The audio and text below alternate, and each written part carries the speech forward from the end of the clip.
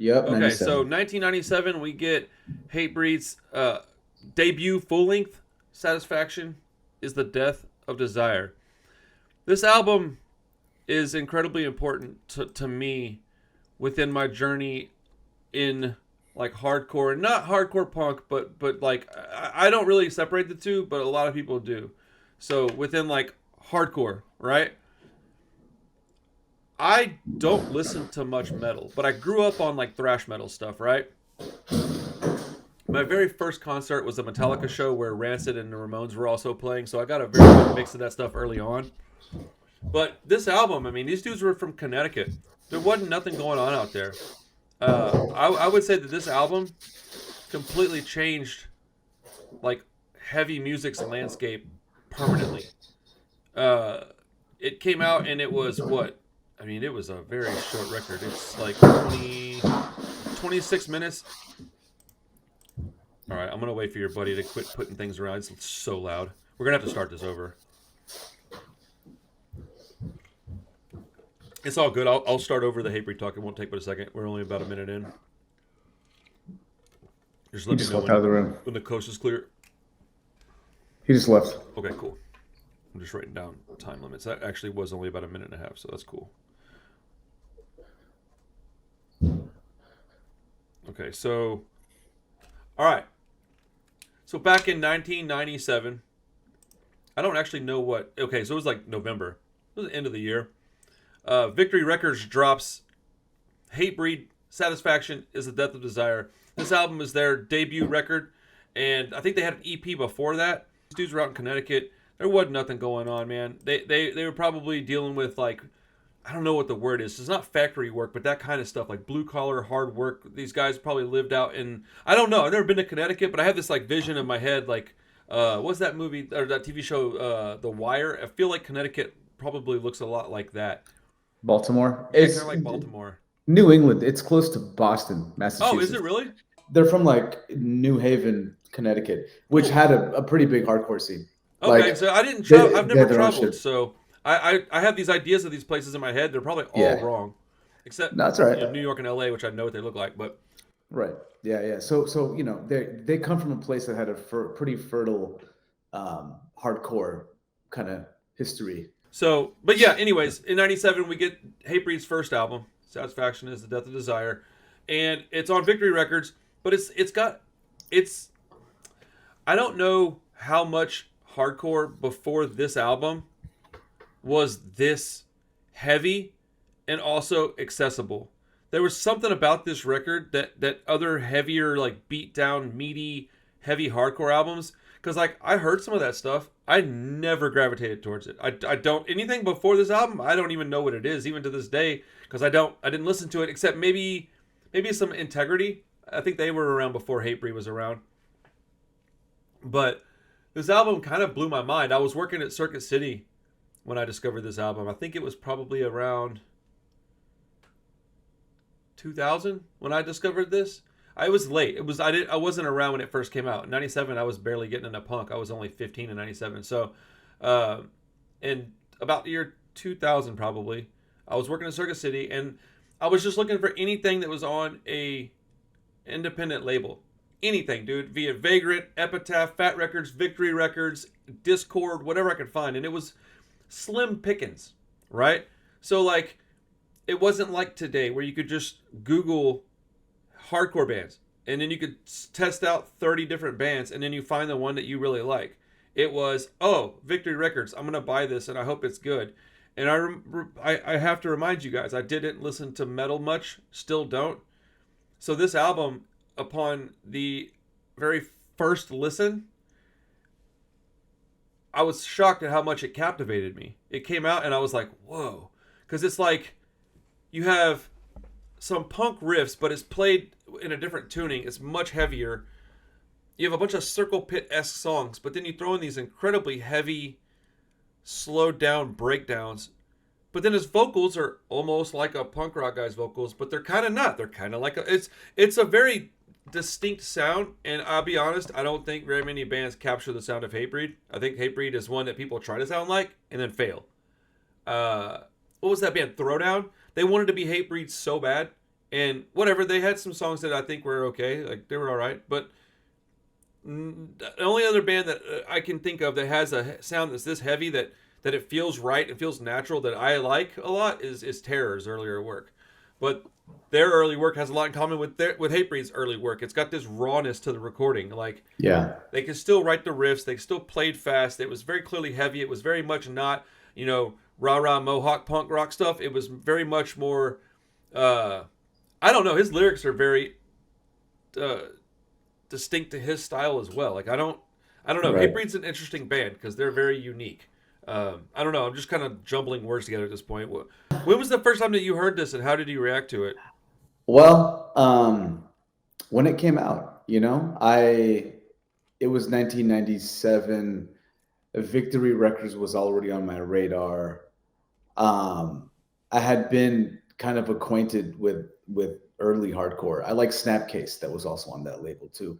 Oh, I've And heard. Yeah, yeah. a lot of the stuff from upstate New York, like Syracuse, that area, especially that third wave or second wave of you know hardcore that was coming out of the East Coast at that time, it drew from a lot of like metallic influences. Mm-hmm.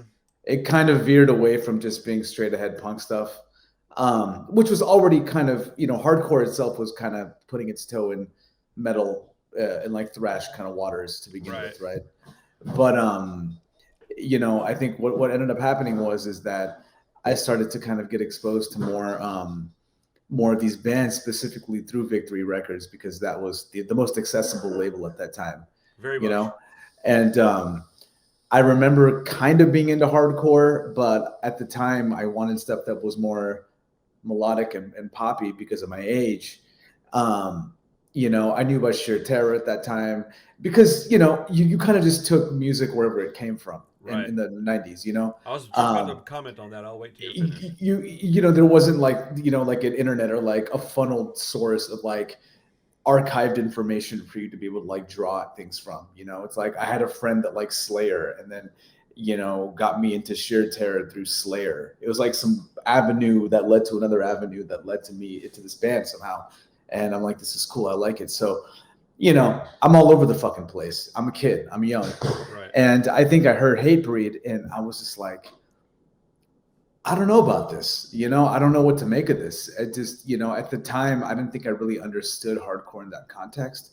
I didn't really understand Integrity as much, which is a band that, you kind of have to talk about when you talk about this type of hardcore, because they're like the originators of this style, in my opinion. Well, maybe I got something to say about that in a minute. I I mean, know that I Hatebreed, disagree wholly, but I don't know that I agree wholly either.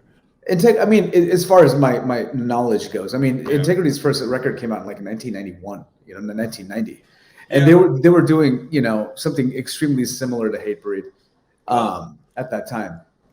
Sort of. Their lyrics are far different. His vocal Musically, his well, so his vocals are way different though too, man. Yeah, Like so, it's like true. It's true. I think I would even say that Integrity, at least some of their stuff, their earlier stuff, had even more punk influence than Hatebreed. But what it feels like to me, and I don't know this because I wasn't there, but because here's the thing, I have to keep saying this because people just tend to forget. Man, I'm from Houston, dude. I didn't have the same experience as somebody from the East Coast or somebody from the West Coast had with any of this music. I got what I got when I got it, and that's Right. what that was. When I got into this music, it was because the punk scene was kind of not, I won't say like dead at all. It was still there. Yeah. But hardcore in Houston was really big, and a lot of the guys I knew from punk were also into hardcore. So, like, if I went to a show, I would see a bunch of guys I knew, so I felt at home pretty quick. That band Pride Kills is from Houston. Those are some good friends of mine. So, like, I felt at home very quickly within the hardcore scene because I went to school with a bunch of these guys. So, but it was different because you had, like, this was like punk rock for the football team, right? Yeah. And like, I wasn't part of that squad. Like, I was not cool. I wasn't popular. I wasn't strong. Like, I wasn't like this big hulking dude. Right. You kind of nailed it. To me, this band seemed like a jock band. Well, but not at that age. But not on their own terms. It just happened like that. I don't think these guys are jocks. No, not at all. I'm just saying, not by definition of like the kind of people that would listen to it, but hearing the music, I'm like, this is metal. you know? Sort of. Like, To me, it sounds like guys that were like, instead of it being like you were a fan of, let's say, Minor Threat and the Cro-Mags, so you started a band that sounded like maybe like a crossover DRI type band, right? yeah, No, this is right, right. like you were a fan of DRI and the Cro-Mags, and then you were also a fan of Slayer, Slayer, yeah, and then maybe early Metallica, and instead of writing it more towards the right, punk, you made like a punk rock version of metal. It's yeah, all that is just like crossover, but a little heavier. It's just like right, little degrees of like more metal in their music. Now, the thing that I think personally separates Hatebreed is the lyrics. Like, look, dude, yeah, sometimes are they a little corny? Yes, objectively they are. But, dude, they're very uplifting. He's very positive. Like, even when he's angry, he's talking about change. yeah, He's talking about standing up for yourself. He's talking about, like, basically not getting pushed around. And, like, dude, we can sure, all relate to this guy's lyrics. And I think that's what really got me was the lyrical content. Like, I was like, sure, man, it's a little heavier than I normally like, but this dude's speaking some stuff that I feel this, bro. I was picked on and I was left out in the cold a lot, bro. So this dude made me feel like, right. yeah, bro, I feel you, dude. Like, and it's also really fast, like fast music. When I was young, bro, it didn't take much for me to like it. I was like, fast, I want It's fast. Like, it's also, but I don't know. I don't think it's as fast as most punk. I think it's more mid tempo, and what? even the Hold fast. on, Yeah, hold this on. album's not. It's not that fast, dude. All right, dude. This is the Gorilla first. Biscuits is faster than this. Look, As far as like tempos, we're gonna listen to both of these bands. I'm gonna say that are definitely, there yeah. parts in Gorilla Biscuits that are a little bit faster than parts in Hatebreed? Yes, but I'm not saying overall. I'm not Album saying for that. album, no, they're not faster than Hatebreed. That's ridiculous. I don't agree. I think that Hatebreed has mostly breakdowns and slower kind of chugga parts. Did you listen to this album? I did, of course I What are you did. talking about? Hold on. All right. I don't think it's that fast compared to like a punk record. No, All it's right. not. Here's the first time we're gonna listen to a song. I'm just gonna pull up number 2 because it's the. Actually, you know what? We'll listen to a couple of songs because they're not long. That's one of the beautiful things about this album is that it's really short. So even if you're Yeah, not no, it's really like into it's it, 26 yeah, minutes. and you're listening to it for like Yeah, research purposes, like it's still yeah. not going to be. All right, so this is the first track. I'll start here, and we might go into the second track off of the album.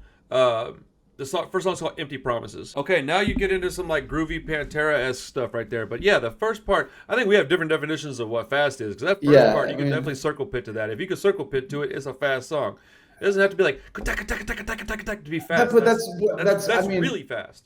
in okay, Like I sure, mean, like it's that's relative. Speed is relative. You're right. But in my mind, in the context of punk rock, you know, I'm thinking like a blast beat is fast. well, You but a know, blast beat is not punk rock. Like that's complete. Like that's craziness, dude. Like yes, a blast I beat don't. is fast, but that doesn't mean that this isn't fast. That's kind of a wild statement. Anybody that's watching this on YouTube, let me know what you think about the first part of "Empty Promises." Do you think that's a fast song? Also, check this out. This is the second song. Actually, you know what? We'll get to that in a minute when we get to like parts of the album that I really enjoyed or whatever, right? Yeah, But this album came out and it changed the landscape of like underground music and it changed heavy music. For the better, I don't know. That's up to you to decide. I personally think it kind of changed it for the worse. I would say that this is like the birth of where nu metal came from, is from bands like this. Because once these bands came out, all the popular people started listening to it, and then they started having like derivatives of this kind of music, specifically the guitar tone in the riff style on Hatebreed specifically. Like if you go to their second, third album, you can hear a direct line from that Yeah. to like say maybe later Limp Bizkit, but definitely what's the one where Linkin Park, like stuff like that. It's they're tuned different, they're singing different, but if you take the guitar riffs and the style of guitar, you can hear a lot of that, and it's a derivative. It's not a copy, but I personally think that the birth of nu metal was maybe not because of Hatebreed, but like I think it was part of the foundation. I'll say it like that. I think Right. it was part of the foundation of nu metal, which is a whole different crowd. And so that's where you start when you start getting that far away from what punk rock is and punk rock ethos. I stopped being interested. The only thing is that this dude's vocals and lyrics were just they stayed the same. So like they always pulled me back in, man. But they got way more metal as they went on. Like their later material, there is nothing hardcore about it to me. It's straight metal. Right. Right. I mean, to me personally, this is vaguely a punk album. It's like barely a punk album, and which is cool because it's supposed to be a hardcore record, Yeah, I right? mean, I And definitely think it's a hardcore record, not a punk that's a record. different genre of music, even though it's a derivative or might have come from punk influence. It's not really punk, but that doesn't matter. I do agree with your sentiment. By the way, I'm getting an echo. I don't know why. You're good. Okay, cool. That's much better. Uh, I kind of echo your sentiment about this album being very important. In fact, I was thinking earlier when I was actually listening to it, I'm like, either this album, either this band, like, either was 20 years too early, or too late. You know what I mean? Yeah, I feel like a lot of the music now is just like rips this off, especially like Oh, a lot of the modern hardcore bands, like the beatdown shit. Like, I'm like, okay, like, you just want to steal all of Hatebeat's well, breakdowns, I and like, literally, like, you just want to adapt the same formula. It's like a formula. yes. Like, No, you're it taking is. Well, that's what I'm saying. They're unique. In my opinion, you have three hardcore bands that, okay, this is strictly coming from my point of view and my experiences, right? I would say that this is probably even not like a correct statement. It's just from my perspective. You had three bands that had sounds that I think have just been copied uh, in mass for 25 years. That would be or 30 years, 35 years even. Integrity, that Cleveland sound. Then you had this Hatebreed type sound, and then Terror was like more of a hip hop version of what Hatebreed was doing. All three of those bands, you can go to any hardcore band right now right. that's actually hardcore, not like a hardcore oi band, not a hardcore punk band, like an actual hardcore band, and you can go, oh, I can Yeah, hear one of these bands, and that's okay. That's nothing wrong with that. I actually think that's kind of cool because those are the bands that I like the most, anyways. And so there's biases in my statements. They may not be right. You may be able to point to different albums, different bands. I mean, Earth Crisis would be one of them. Judge would be one of them. right. Yeah. That were early, maybe even earlier than this. I can't remember the dates off the top of my head, but like No, yeah, that's that true. that Yeah, that uh, inspired Hatebreed. You have Earth Crisis yeah. and Judge, but I don't think that those lyrics were the same. The lyrical content of this band is really what sets Well, them apart, in my well, opinion. also, what separates Hatebreed from the other hardcore stuff is they're not a straight edge band, you Also, know, that yeah, that's and true. a lot of the lyrical content for early hardcore was based around that kind of ideology and that frame True. of thinking. So I think Hatebreed took a different route and then direction. I remember being a kid and being like, "Satisfaction is the perfection of desire." That's such an aggressive title. No, satisfaction is the death of desire.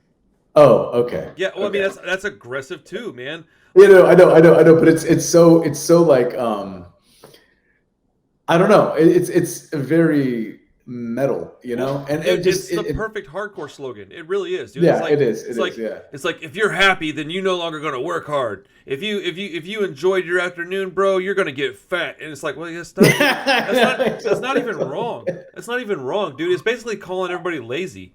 Uh, but so this Yeah, album, I wrote down earlier. I was gonna say this. I wrote that's down true. this is the perfect heavy beat down hardcore record. Yeah, it's And a it is beatdown because record there's for it's sure. a everything that's after this is a derivative of this. Like I Yeah, think this is much better than I don't want to say that. I'm gonna get pummeled in the comments. Whatever. I appreciate this more than Judge records, and I definitely maybe not Judge, definitely Earth Crisis. I like Earth Crisis, but not like I like yeah, this. I like them as in like all right, yeah, I'll play them up, listen to it. I don't own any of it, but I own this album yeah, on vinyl, and I own the second one on vinyl too. I think Perseverance. Is that what it's called? I don't know. Whatever. yeah. I think Um, so. 2002. Yeah, I think it so came out 2002 sometime. you know, but there's like this album was a direct like this is the reason they got signed to was it Universal? Universal. Yeah, Bro, like I mean, what more do you need to know that this album is the reason that this gigantic label was like, no, out of yeah, all the hardcore bands, we'll take you. We want you guys. Like, can you yeah, imagine what that felt like? And they probably got a lot of crap for that too. All the bands that were yeah. around before them probably were like, yo, what? I was listening to an interview with Jamie Josta with the guy from H2O, Toby Morse Okay, was yeah, talking yeah. to him, and he was kind of talking about how they were too metal for the punk kids and too punk for the metal kids. That's exactly I so agree with that. So, you know, like he said he would give his flyers out to people in like CBGBs, you know what I mean? New York or whatever he was on the East Coast, and at like the punk shows, and he'd see him take his flyer and put it on the ground, just like throw him on the ground, and he'd be like, "Fuck," like, just don't okay. take it. Yeah, but then he's like, "Fuck you," like, you're gonna open for me one day, and that kind of shit, and they did. I mean, Hatebreed's like one of the biggest, you know, rock bands, you know, of the 21st century. Man. So it's to think about. I mean, but then he would go to metal shows and people were like, "Oh, hell yeah, like fucking you guys are great, like I would love to see you," you know. So I think they found more of an affinity with that crowd. Yeah, Death metal magazines would interview them and like review their music. He even said, he's like, Maximum Rock and Roll wouldn't take my ad, you know. And that's crazy. Yeah. I mean, because dude, pretentious punk rock shit, man. Like, look, I get it, man, but they're a DIY band, especially back then. Like, no, I completely agree with you. Do I think that was the right course? I mean, but like any genre of music, it's going to be kind of I don't know what the words I'm looking for. Gatekeepy, maybe. Dude, punk rock. Bit. Look. Man, it's one of the worst. I mean, if not the worst. Yeah, like metal seems to be more welcoming and inviting than punk. Dude, like. In the a amount lot of people ways, that say just insane things to me over nothing, like it's wild, dude. And then they turn around and call me a gatekeeper. I'm like, what are we talking about? But no, I think that that's how they kind of carved a lane that was extremely unique, and then it was so accessible to a lot of people that were like riding both lanes, you know what I mean? Right. And then all of a sudden, this generation of kids were like, "This is it for us," you know. Well, and then they just spawned a bunch of clones, the fucking Hatebreed. The thing is, there's a lot of stuff because it wasn't that fast and it wasn't that simple. Because if you look at when this album came out, dude, it was like 5 years before their next record came out. Like, sure, it wasn't simple, it wasn't fast, and I don't want to like overstate it, but like they really did pave the way, man. A lot of things had to break perfectly right for this band. You know, Jamie Josta had to get Headbangers Ball to get some exposure, to get on Ozfest. Yeah. Like, they wouldn't have been this big without him. It was Jamie Josta was the key ingredient. I put on here some things that just echo what you were saying, basically. I put, this is a metal album, but with punk DNA beneath the surface. So many punk rock riffs, a punk rock guitar tone, almost a punk style vocal.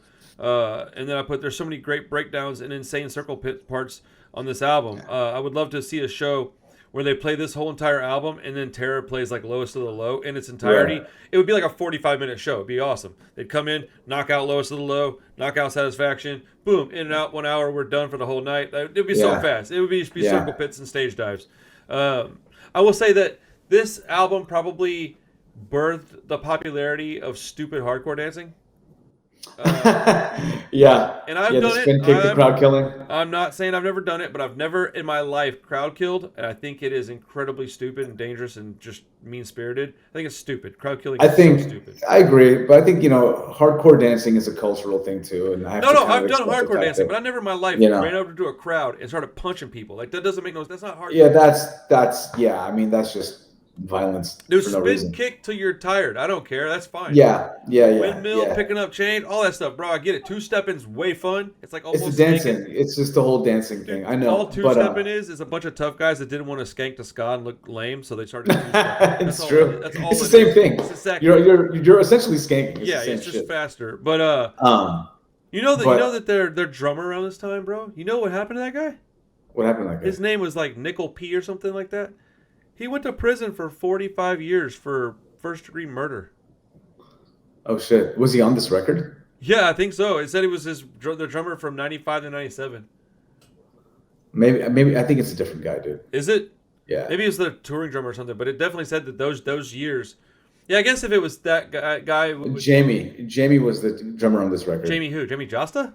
No. Oh. So... Well then, push button. Okay, like you're pushing a button. According to Wikipedia, let me put that caveat out there. They had a guy that was their drummer for a couple of years back around the time this album came out. That I guess he killed somebody and went to prison for it, and then he got he got out on a technicality recently, and he's got like a new trial. Like, good grief! Ugh. Yeah. Can you imagine being in prison for 25 years, and then all of a sudden you're out on a technicality, and then got to go back on trial? I'd be like, can I just finish my sentence, please? Like, Yeah, I like let me know. just die in here. Fuck it. Not even that, bro. He had 45 years. He's already done 25. Let me just sit my 20 more years and go home. Like, I don't know the circumstances behind why he hurt somebody. Like, there are ways that you could convince me that what he did isn't wrong. I don't know that that's not the case. I have no idea. I wasn't there. I don't know any details. I was just being very gossipy with that bit of information. I had no idea that happened. Yeah, dude, when I read it, it blew my mind. I was like, that's insane. Another thing about Jamie Josta that he was saying is that he used to actually book shows. He was a promoter. Yeah. So I think he had a career doing that. So I mean, but he would book like. I didn't know it was I didn't know he was doing that to that degree. I mean, don't quote me. I could be wrong about this. No, I am quoting you. He was. Nitty said. And Nitty told me this. It's gonna get back to Jamie's, but what the fuck you say, man? Thank you. Wasn't a rumor going around that he only had like one thumb or something like that? I don't know, man. Who fucking knows? Bro, I remember that rumor. He only had one thumb. Who cares anyway? I could give fucking shit if he had no thumbs. This guy would care. I don't care. How could I do that? You took his thumbs. You took Jamie Josta's thumbs. Someone I heard a rumor that you had 4 thumbs, Randall. Actually, 2 of them are in my butt right now.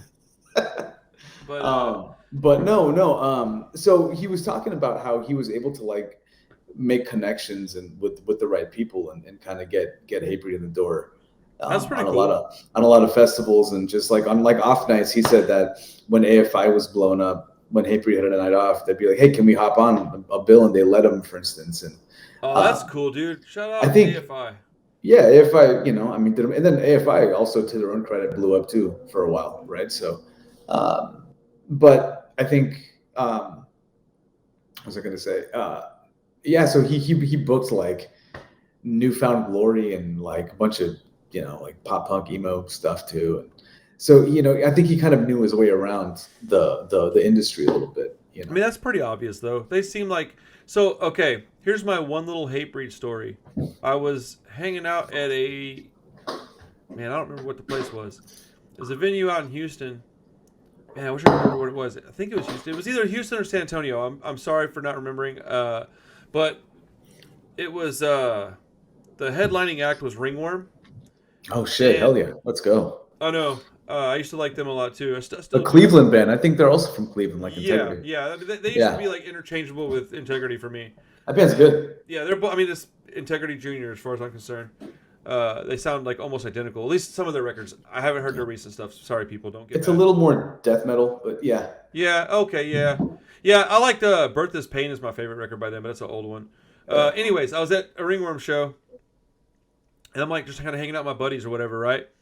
And then I just noticed that there's like something's happening over in the corner, like by the merch tables. Mm-hmm. And I was like, oh no, what's going on, man? And honestly, I had a bunch of wild friends. I just thought somebody was getting into a fight, so I walk over.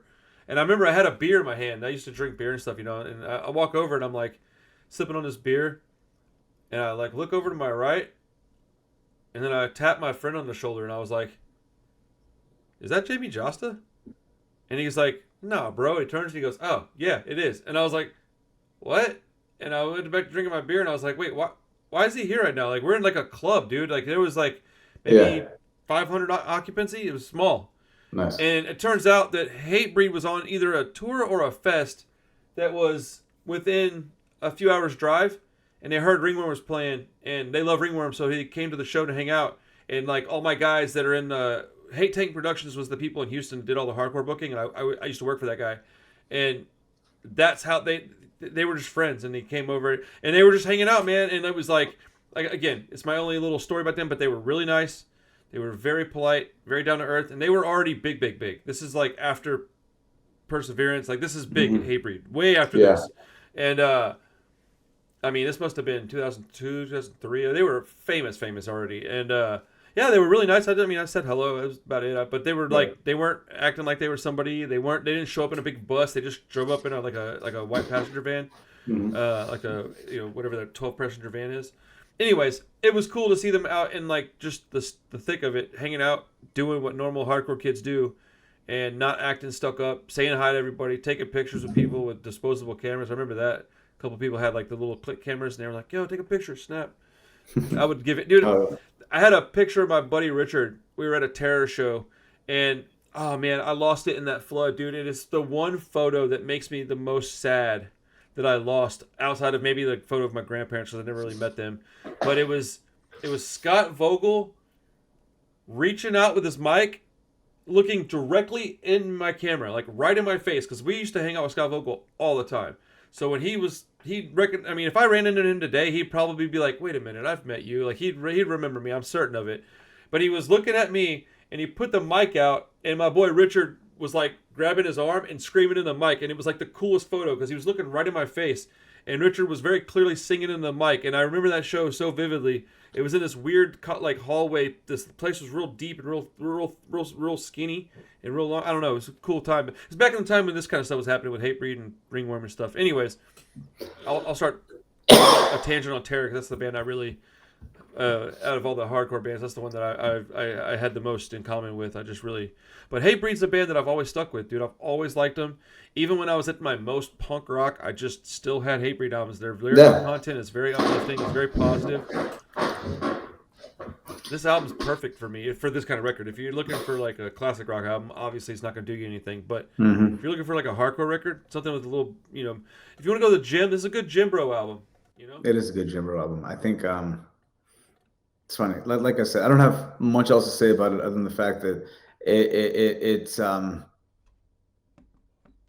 don't think I don't think other bands need to keep copying this fucking sound. Dude, I think it's been if it done. ain't broke, don't fix it, man. They're not gonna. So It's been done to death, and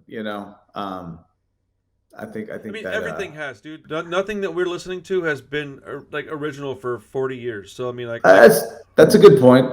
That's a good point. so like while it made, the thing is that it's not really your cup of tea. So you're like, you get tired of it really quick. You know what I'm saying? And that's okay too. Like there's nothing wrong with that. All right. Well, before we move on, are there any songs off the record that you liked a lot, or liked at least okay enough to like mention? I actually enjoyed the second half of the record Okay. a lot more than the first, because that's when it picks up a little bit more. I feel like the first half has a lot of slower kind of breakdowny songs, Okay.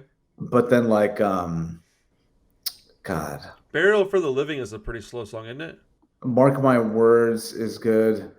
Betrayal by Life, Worlds Apart, Driven by Suffering. Well, for a guy that doesn't like this album much, you sure sound like you do. No, I mean, give me a song that you want to hear. Which one would you want to hear right now? Oh man, I need to like remember which is the faster one. Let's go with Mark My Words. All right, you'll pick one, I'll pick one. All right, here's Mark My Words by Hatebreed off of Satisfaction is the Death of Desire. We're going to make this work, Nitty. Yeah, once the song stops playing, just give me a second to turn the volume down so you can not have the echo. Oh. That's what's doing it. Yeah, I know we got to play yours next, but Yeah, the reason I picked that one is because like at least 85% of that song more or less sounds like a punk song. Well, like, I was gonna say it sounds like it sounds like Warzone or Cro-Mags a little bit. I mean, with more like metallic kind of like vocals. Sounds like if you mixed up Discharge and Pantera. A little bit. That's a weird mix. If you took the vocal style out of this song and you put in like a UK82 vocalist, it might sound a little weird, but like you could make it work. Yeah. You know what I'm saying? And Take out the breakdown, of course. Take out the breakdown and just replace him with like a UK, like a singer of GBH or something. I don't know. Maybe not the GBH, but like, but yeah, I mean, there's a lot of punk. Sounded about right to me. It sounds like the guy from Discharge a little bit. I can see that. Yeah, that's what I was thinking when I was listening to it. Like, okay, I can hear Discharge in this, and then the breakdown is like, it's real groovy like Pantera. Pantera is the master of that groovy metal stuff, which they've completely disappointed me over the past couple of decades. I don't really sponsor that band anymore. But like when I was a kid, I didn't know any better. So yeah, the Confederate flags and Phil Anselmo being a shithead kind of. That's what I'm saying. Like, when I was a kid, when I was like 12 years old, bro, I didn't even know there was anything wrong with the Confederate flag because I was watching freaking Dukes of Hazzard all the time. I was 12-year-old Texans. 12-year-old kid. I didn't even understand it. I was probably. I grew up on Pantera too, man. I used to love Pantera as a kid. They still have songs that I enjoy, but like I can't listen to them, dude. I just can't. They got some rippers. Yeah, they're just they kind of lost me. Pantera's probably huge in Texas. People love Pantera in Texas, bro. You don't even understand. Like It's like a religion. It really is. So my older brother, not the one that had the stroke recently, but the one that's a few years younger than him, he's really a large human being. He's like 6'3", like 280 pounds, like a very big guy, very very big. This is why he beat the crap out of me. But he went on tour with White Zombie and Pantera as like personal security, dude. Like that band is everything. When I'll tell you this, when Dimebag got killed, I cried. I cried a lot. Like I remember where I was at. I was sitting at a desk in an apartment complex's leasing office because they had a computer that had the internet, and back then the internet was so expensive that they would have 3 computers set up and you could have an hour at a time. You had to go sign up and hey, you can go in now and you can get online. I would go in there and do MySpace band like reviews. I would go review albums and interview musicians, and then whenever I had it all written out, I'd go, or if I had it on a little audio recorder, I'd go sit down and type it all out as fast as I could, and on MySpace and whatnot. But I remember my brother called me. That's the one time I talked to him, is he called me to tell me that that a Dimebag was shot and killed, and I haven't spoken to him since. But anyways, one of the songs that I really enjoyed off the album is called "Burn the Lies." It's the second track off the album. I'll play it. It's less than 2 minutes, and then we'll move on. So what I'll say is this. I can appreciate how far they've come as musicians, because this is a very basic version of what Hatebreed has become now. They have, and I'm sure there's different people playing part of it, but like they, just as a group, as a band, as what they bring to the table, they're far better musicians now. But like, I remember, last thing I'll say about this band is that I remember whenever I was listening to this, distinctly remember thinking like, yeah, man, I understand what he's saying, dude. Like all of his lyrics were really hitting home. Like, he's got a real problem with like hypocrisy and people that say things and then do the opposite. He really hates that. And I have a very, very big problem with that. And I just remember thinking like, dude, this guy's angry. And I was angry. And I felt so comfortable listening to this music, man. Like it's been a weird day listening to this again. Cause I listened to it like a couple days ago because it's really short. And I was like, okay, I need to rehash it today and like listen to it one more time. And I just remember thinking like earlier today, I was just like, dude, I don't know if I could listen to this all the time now. I would be so pissed off.